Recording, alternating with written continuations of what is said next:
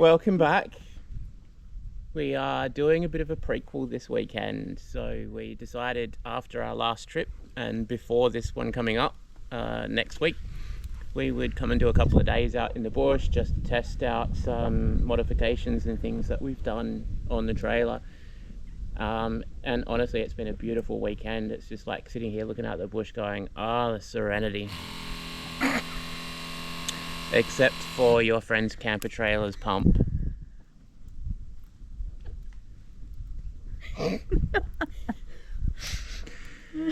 So, for anyone who followed last time or watched previous videos, our last trip had quite a significant amount of difficulties along the way. Sarah called them adventure. Yep. I called them misadventure, and decided that wasn't the definition of adventure that I wanted. Nonetheless, we have done our best to modify things, fix things, learn a few lessons from our previous trip, and we'll do a bit of a walkthrough now on some of the changes to the trailer that we have made, both for structural and for cosmetic and usability differences. And of course, the running joke for this weekend is this is how a pump should sound.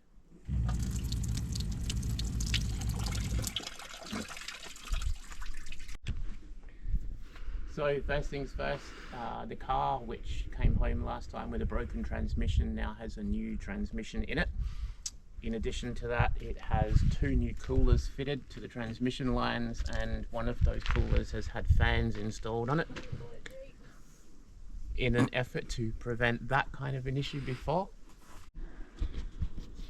So I wasn't happy with the tank gauge that we had on our water tank. I felt that it didn't give us a good reading of full and empty, so I actually ended up building my own water tank gauge, which gives us a very good indication of full and empty, which comes on with the pump. So that was one modification we made for this trip. I also did change our light switches a little bit now, so we have just simply red and white. I do have the yellow. I'm not sure how effective that is, but we now have our red for our kitchen door, which just gives us a little bit more light outside. So we have red and white. Just gives us a bit more light outside when we don't have the awning out and have all of the LEDs in place. Then we have the same for the kitchen, and then this one is for inside the trailer for storage. One of the next things we did was I made a new pantry drawer. So on our pantry drawer we have utilized this wheel system, which I did for weight saving. The sliders on the fridge, when the guy brought them out into the shop for me to pick up, he brought them out on a trolley. They were that heavy. And that I can understand for the fridge, it comes out a long way, there's a lot of weight. I didn't want to repeat that weight for our pantry storage, so I used the wheel system. It is quite hard to install and get everything lined up and straight so that that slides quite smoothly. That was a bit of a difficulty with our last setup, so I've rebuilt it. Our last setup was also a bit quick. Before our holiday we ran out of time, so I just had boxes there. This time I have fully enclosed the pantry cupboard. So we have a door on the front just for getting into things that we use every day.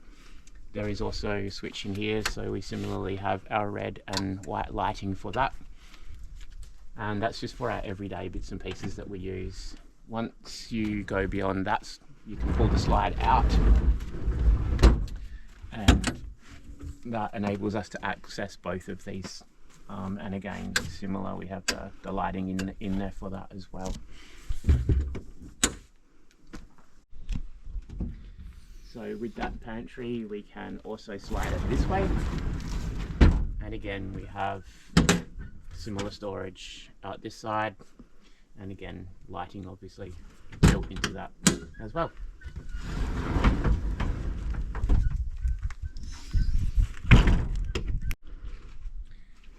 So another modification we made as well is I put a shelving system in the side here, because again, probably because we were hitting timeline for going on our last trip, things got a bit rushed.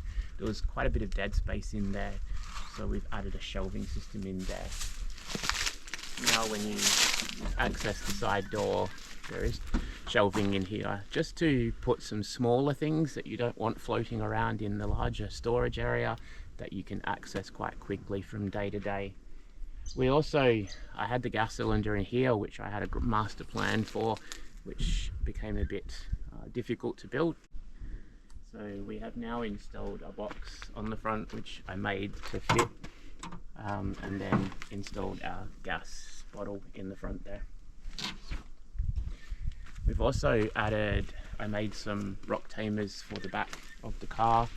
The rocks did a significant amount of damage to the trailer on our last trip, which I couldn't have imagined.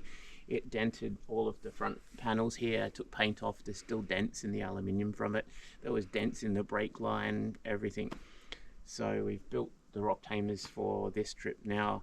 I've also put a protection on the front of the water tank. The water tank's plastic, so it didn't do a lot of damage, but you could still see where the rocks were hitting it. So another modification that I made to the trailer after last time is this, which is a positive pressure scoop for the trailer. The theory behind it, I've not run it yet, but the theory behind it is it catches air while you're driving and forces air into the trailer, which then prevents dust ingress into the trailer from other places.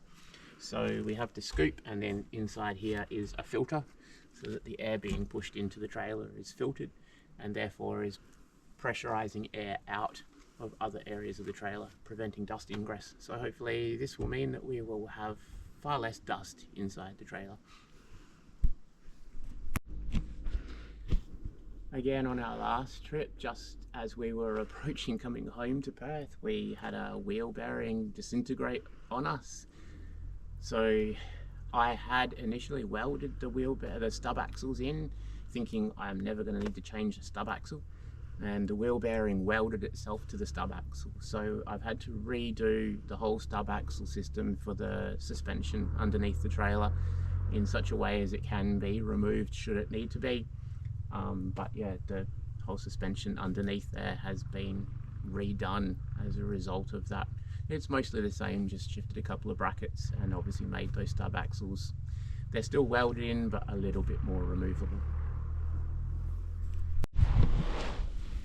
So that's, like I say, just a bit of a prequel next week.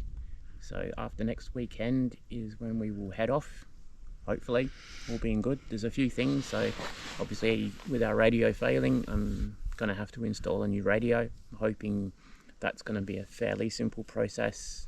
It's a Uniden again, so it should slot fairly straight in. I've still got a couple of things that I want to do to the trailer. I would still like to, I've made a reversing camera, or fitted a reversing camera to the trailer, which should switch over when the trailer's connected. That's not quite working at the moment, but I think I've figured out the issue there, so hopefully that will be up and going. I am hoping to fit a air intake to the car, just to give us a bit more clearance if we do cross any rivers along the way. I don't really like the idea of going too deep, but if that happens to come up, just depends whether that arrives in time, because everywhere local is out of stock. And so yeah, I think that's roughly about it for the time being. Look forward to our next trip, and hopefully adventures and not misadventures. Definitely adventures. So when in our last walkthrough, one of the things I didn't mention, I hadn't quite finished it at that point, was the modifications to our stove drawer. So last time when we did our trip, we had the stove drawer on the same wheel system as the pantry, and it didn't quite work. For want of a better word, it was a little bit floppy for the stove. So at the expense of the weight, I've put the slides on it. So we now have our drawer on slides. We also have an auxiliary table for the side of that, just to give us a bit of extra room, put things while you're cooking, whatever else. The other thing too was our windshields. So on our first trip, we noticed that quite often it was windy. And when it was windy, the stove burners in here for the low pressure stoves are very wind intolerant, and it could take a good 10 minutes or more just to boil the coffee pot. So I have installed windshields to these. The windshields themselves are easy enough. Getting them to sit open was quite a challenge. It took me quite a while to sit and think through ways of doing that. We have to strap them down, obviously, so we just made these little hooks to strap down, and then the shields fold out from there. So I made a little clip here to hold this one in place.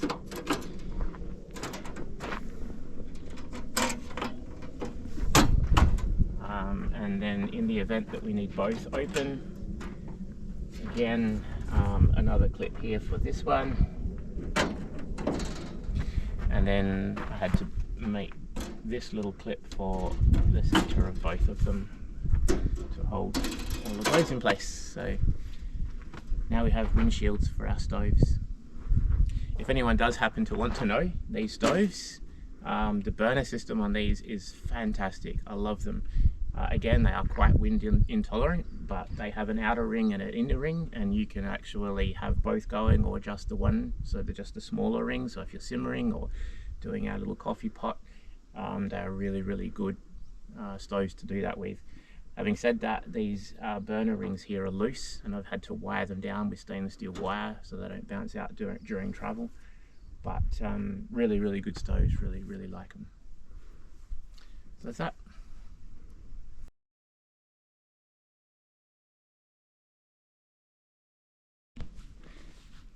So here we are camping out in the bush, and thought we would do a bit of a prequel to our next trip. It's so beautiful out here that it's like the serenity.